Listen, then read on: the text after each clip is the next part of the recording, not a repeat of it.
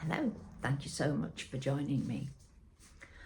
I've got my glasses back on because what I want to talk to you about, it came to me in the middle of the night when I was obviously awake, and I usually just jot a little note down, but I sat up, put the light on, and I jotted quite a bit down. So rather than try and remember it all, then get to the end and go, phew, forgot that, I got a crib sheet.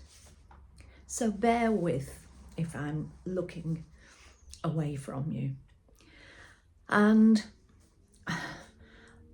what I want to talk about is thoughts. There've been quite a few things coming through recently where people have said, well, I think this, I thought that. So I thought it would be a good thing to talk about. And sometimes we do have thoughts like that. That's fine.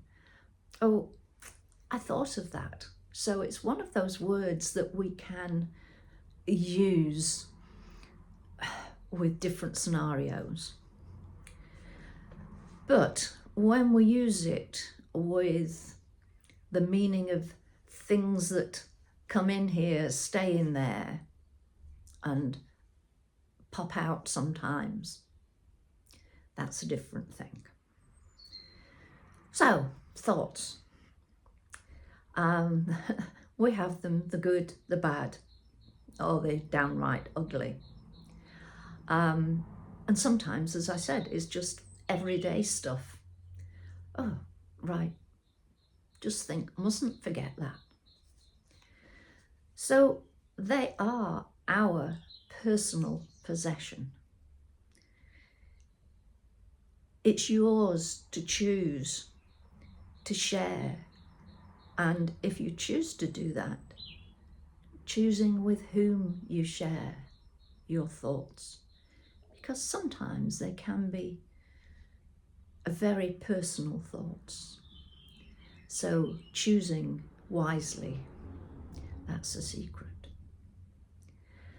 But what they are is not real. They really aren't.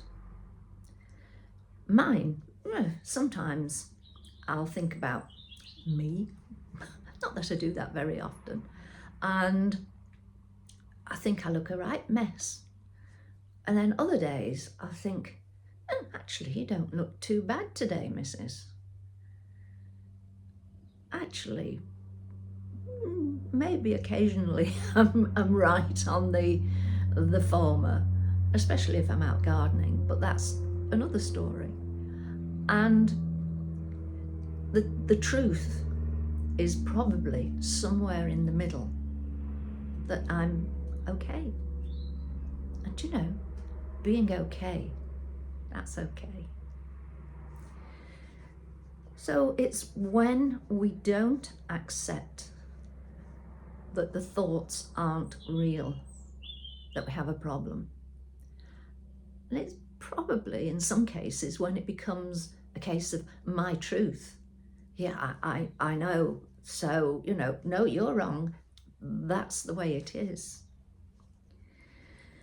They are responsible for driving that hamster round and round in your head, giving it the fuel that it needs to maintain that whizzing. And sometimes it just whizzes and you lose control of what's going on in there. It's these thoughts that lead you to get out that metaphorical big stick to beat yourself up with, even though it's based on our opinion rather than on facts or the truth. And I make no apology for repeating that. At times, we recognise that it's our opinion, but we could well be wrong. I mean, sometimes I'll look outside before I go out for a walk and I think, oh, it's going to rain, so I'll go out in my waterproofs and my wellies, and probably take an umbrella as well. and it turns out to be a sunny day. That was my opinion. That was what I thought. And I laugh at myself as I'm walking along, unbuttoning the layers, because my thoughts were incorrect. Seemingly, we can accept something like that as being okay. Yeah, I got it wrong. Fine, no problem. It's when two features click in that we have a problem. And this is something that we cover in therapy very often. The first is rumination. And I always liken this to a cow standing in the field chewing its cud, going over and over and over because it has to grind that grass down to be able to absorb the nutrients in its stomach. So that is rumination. Not that you go and eat grass, just that you go over and over that thought. And the other one is catastrophization. I got it out. This is when that thought expands and it can blow up out of all proportion and become all-encompassing. And these give that hamster that fuel. And if you're catastrophizing, it gives it a good old prod, dominating your mind and affecting us not only mentally and emotionally, but physically too, because we cannot separate those. So how do they start? Well, it can be initiated by undealt with childhood events, negative events, or even simply well-intentioned comments such as, "You must be a good girl," or "Come on, boys don't cry." These thoughts transfer with us through to the here and now because we often believe what we were told as children, and it can affect the way we are, the way that we respond in an emotional way to things that happen to us.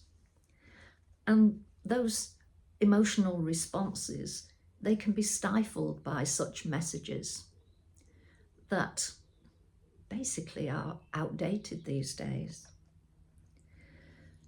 Better off let go. Worst case scenario is if harming of any kind, using that word instead of the word I would prefer to use, is involved, then that really leaves a very negative base that's deeply ingrained and can cause many, many ongoing problems unless it's dealt with. So these thoughts of ours, they can also be seeded by later happenings.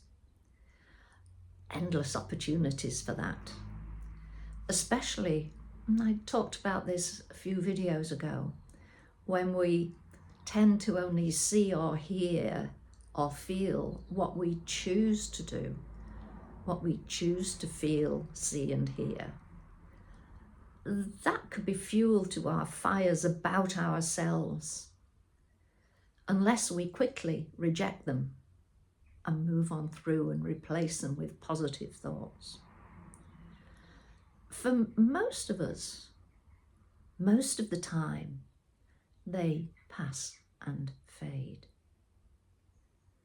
But if we dwell on them, you know what I'm going to say, they nourish and grow, fed by that rumination and catastrophization again. Can be small, really inconsequential remark in the middle of a whole conversation that for some reason we clue into that.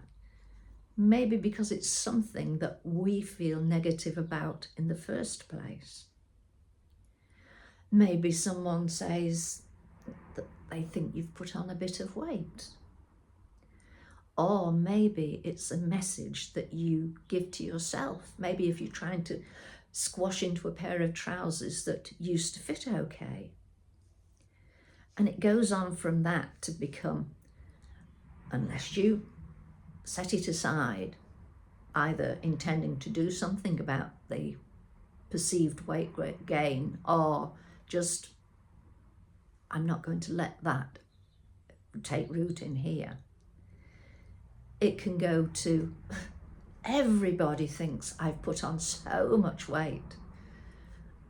And I had a client like this once, and everybody thought this about her, and everybody felt that about her. And a bus went past. I said, oh, so if everybody's doing that, are those people on the bus doing it? Well, maybe not everybody. And we were able to downscale it from there. It can bring along, or they can bring along, bad habits, worry, overthinking, anxiety, depression. And these then give even more fuel to that hamster. And they dwell in here and become bigger problems, more problems, problems that adversely affect so many parts of our lives, all based on maybe a flippant comment, somebody's thought. So maybe it was somebody having a dig, and in that case, they've succeeded. They've got to you. They knew your weak point. So don't let that happen. Just, okay, fine. And let it pass on through. Don't try and stop it. Let it glide straight through. And if it's events of long ago and they're still affecting you, if possible, do try and get some therapy, because it was not your fault. But it can lead to people blaming themselves for so many things throughout their life, because that was the message that their abuser gave them, that you were told it was your fault. Another lie that became a thought of yours, and that thought became you. So, ending on a slightly lighter note, as a child we used to have a chant that thought its feet were out of bed and got out to look. Have a think about that. Might have been a childhood chant, but actually it can lead to a lot of thought that's positive thought about your negative thoughts. On that note, before I tie myself or you in knots, I will say thank you for joining me, and apologies for having made reference to my notes, but I think we got there. Speak to you soon. Bye for now.